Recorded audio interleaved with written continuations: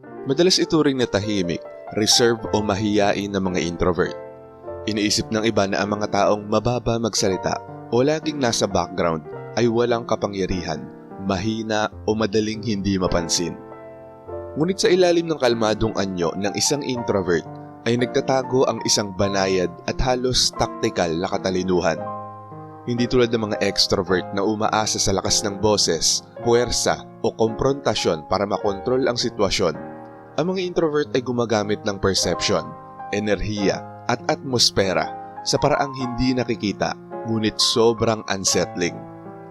Ang kanilang kapangyarihan ay hindi nakasalalay sa aggression o drama. Ito ay psikolohikal, tahimik at tumpak. Hindi ito mga simpleng manipulasyon o laro.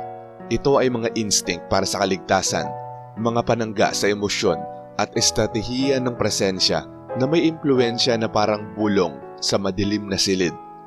Kapag naunawaan mo ang mga paraang ito, maiintindihan mo kung bakit ang mga tahimik na mga tao ay madalas ang mga pinakadelikado sa pinakabanayad na paraan.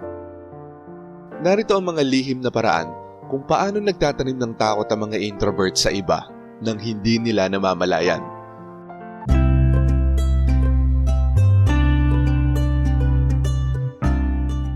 Number 1. Ang tahimik na trick ng pag-calibrate. May kakaibang kakayahan ng mga introvert, ang magbasa ng tao na parang isang mapa. Napapansin nila ang mga micro-expressions, ritmo ng pananalita, mga banayad na galaw, at kahit ang mga hindi sinasadyang tik. Tahimik nilang tinatandaan ng mga detalye, iniimbak ito sa loob. Pagkatapos ay dumarating ang sandali ng sinadyang katahimikan. Walang ekspresyon, walang paggalaw, walang reaksyon. Sa paningin ng ibang tao, maaaring tila kawalang interes o neutrality ito. Ngunit sa katotohanan, ito ay mataas na level ng tactical na psikolohiya. Instinctively, hindi gusto ng mga tao ang obserbahan sila ng walang tugon. Ang hindi mabasang katahimikan ay pinipilit ang isang tao na maramdaman na sinusuri siya. Bawat maliit na kilos, bawat pag-aatubili, bawat pagkakamali ay lumalaki sa isipan ng tao.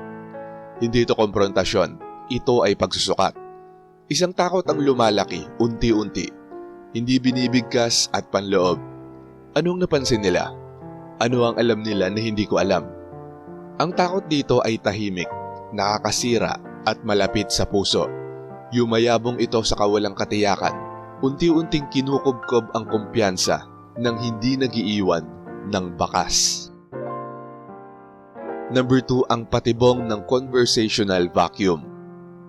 Sa normal na social interaction, ang panguudyok ay nagdudulot ng agarang reaksyon. Ang mga tao ay nag-aaway, nagtatanggol o sobra ang pag-aalala. Ngunit ang mga introvert ay kabaliktaran. Sila ay humihinto. Lumilikha sila ng mahaba at sinadyang katahimikan na nagiging hindi komportable. Sa mga sandaling ito, nagsisimulang likhain ng hindi tiyak na isip ang sariling mga pagkukulang. Muling iniisip ang mga nakaraang insulto at sobrang sinusuri ang bawat salita. Ito ang patibong ng tahimik na usapan. Hindi ito pagiging bastos. Ito ay paggamit ng kawalan ng reaksyon bilang psikolohikal na lever. Ang nerbyosong tawa, sobrang paliwanag o paghingi ng paumanhin ay kusang lumilitaw sa isang tao nang hindi nagsasalita ng kahit isang salita ang introvert.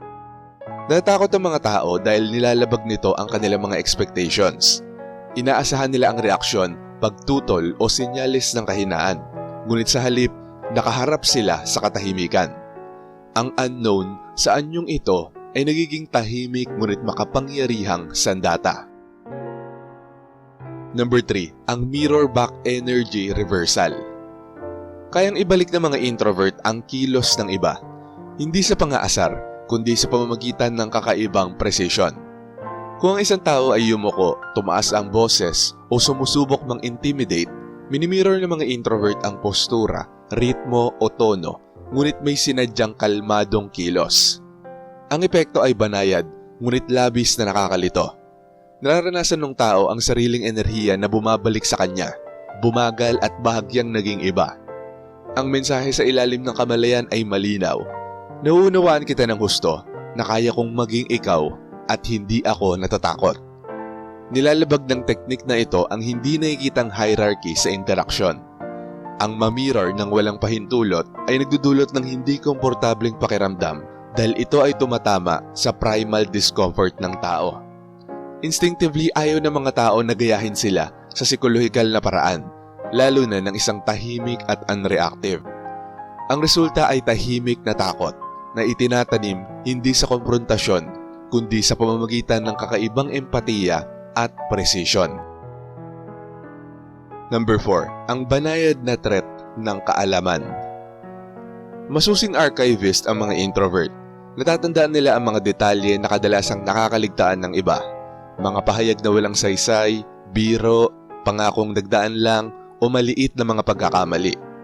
Tahimik itong iniimbak, madalas magpakailanman.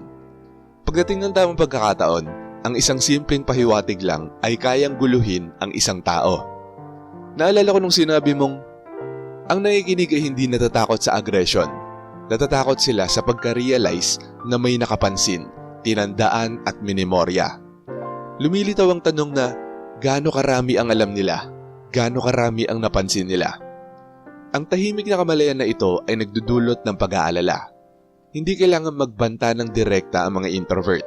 Ang simpleng pahiwatig na may alam sila ay isang psikolohikal na lever.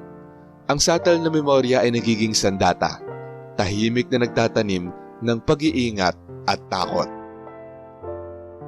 Number 5, ang sinadyang emotional freeze. Instinctively, umaasa ang mga tao sa reaksyon ng iba upang masukat ang social position at emosyonal na kapangyarihan. Inaasahan nila ang tugon sa galit, kahihiyan o pang-uudyok. Ngunit kaya ng mga introvert ang sinadyang paglayo. Wala silang ipinapakitang reaksyon, walang pag-urong, walang depensibong postura, walang pagtaas ng emosyon. Ang kawalan ng tugon na ito ay sobrang unsettling. Kapag inaasahan ng isang tao ang reaksyon at hindi ito dumating, nahihirapan ang isip nila na maintindihan ang sitwasyon. Ang takot ay hindi nagmumula sa direktang banta, kundi sa kawalang katiyakan. Bakit hindi ito nakakaapekto sa kanila? Ano ang kaya nilang gawin kung wala silang kinatatakutan? Ang kalmadong paglayo ng mga introvert ay salamin ng unpredictability. Ito ay nagpapahiwatig ng kontrol, tibay at lalim ng kakayahan na hindi nakikita. Tahimik, banayad at ganap na nakakatakot. Number 6, ang biglaang pagtatag ng hangganan. Bihira ang mga introvert na tumugon sa mga maliliit na insulto o kawalang galang. Tahimik nilang tinatanggap ito. Hinahayaan lang ang mga maliliit na pangiinis na gumagawa ng false sense ng ginhawa sa iba. Ngunit kapag tunay na nalabag ang kanilang hangganan, ipinapatupad nila ito ng may precision. Isang pangungusap lang, isang kalmadong, "Wag mo na ulit gawin yon," o banayad na paglayo ng atensyon ay sapat ng manggulat at guluhin ng isang tao. Ang kaibahan sa pagitan ng dating pagtitiis at biglaang pagtibay ay nakakatakot. Nagugulat ang mga tao dahil inaakala nilang walang hanggan ang pasensya ng introvert. Ang pagkaalam na may hangganan ito at mas malapit kaysa sa inaakala ay nagtatanim ng takot. Hindi ito malakas o agresibo. Ito ay precise. Isang tahimik na paalala ng nakatagong limitasyon at personal na kapangyarihan. Number 7, ang aura shift phenomenon. Minamanipula ng mga introvert ang enerhiya sa paraang hindi nakikita ngunit nadarama. Isang banayad na pagbabago sa postura, bahagyang pagtigas ng panga, mabagal na paghinga o maging ang paraan ng pag-occupy ng espasyo ay maaaring baguhin ang timbang ng kanilang presensya. Kaya nilang lumipat mula sa pagiging banayad at hindi kapansin-pansin tungo sa hindi matitinag at tahimik na nakaka-impose sa loob lang ng ilang sandali. Nararamdaman ito ng iba kahit hindi nila maintindihan kung bakit. Bibiglang tensyon, parang bumaba ang temperatura o parang may predator na tahimik na nagpapakita ng presensya. Ang tahimik na enerhiya na ito ay instinctively nagdudulot ng pagka-alarma sa iba. Nakakaramdam ang mga tao ng panganib o otoridad kahit walang salita. Ang aura ng mga introvert ay nagiging tahimik na utos. Nakikita kita, napapansin kita, at kaya kong kumilos kung kinakailangan. Banayad, hindi nakikita, at sobrang nakakatakot. At number 8, ang kalmadong predatory silence. Sa mga sandaling mataas ang tensyon, kadalasan ng mga tao ay tumutugon sa pamamagitan ng pagtaas ng boses, pagmamadali o malinaw na agresyon.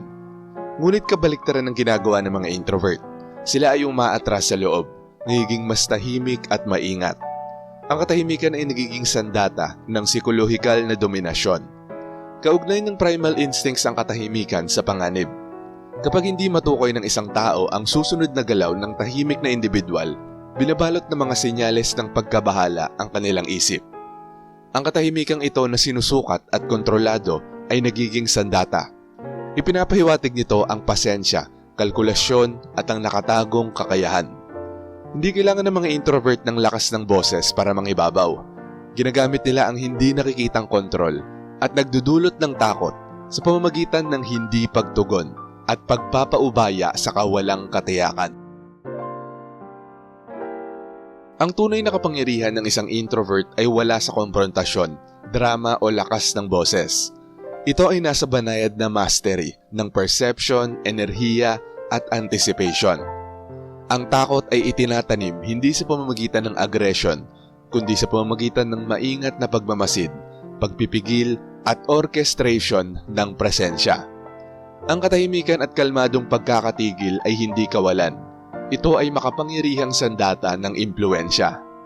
Sa mga nakakasalubong sa tahimik na estratehiya ng mga introvert, ang karanasan ay madalas visceral. Isang unti-unting takot sa ilalim ng kamalayan na binabalot ng respeto.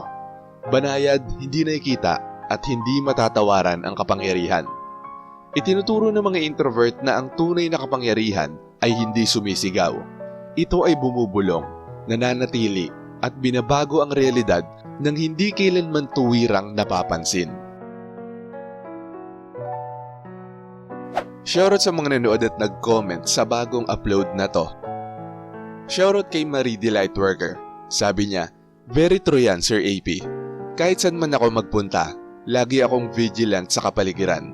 Nagmamasid at mapanuri at laging alerto, anuman ang nakaambang panganib upang makaiwas. Salamat po, Sir AP.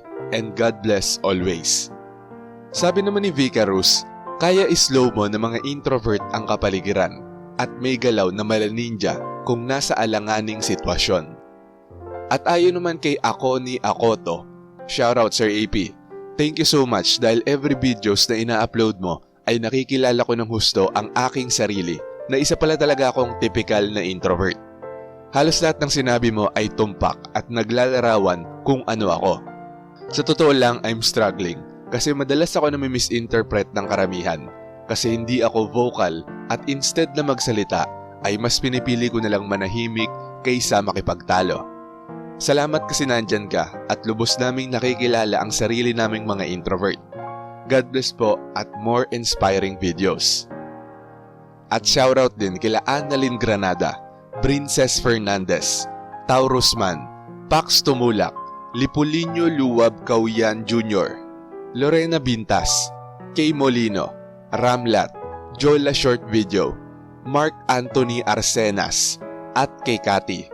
Maraming salamat po sa panonood. Kung gusto nyo ding ma-shoutout, mabati o mabasa ang comment nyo, mag-comment lang sa latest video dito sa channel na to at pipili kami doon ng mga i-shoutout at babasahin para sa susunod na upload. Kung nagustuhan mo ang video na to, huwag kalimutang mag-like. I-share ito sa iba at mag-subscribe na kung hindi ka pa nakaka-subscribe. Maraming salamat at see you next time. Alam mo ba kung bakit sobrang alerto ng mga street smart introvert? Panoorin mo sa video na to.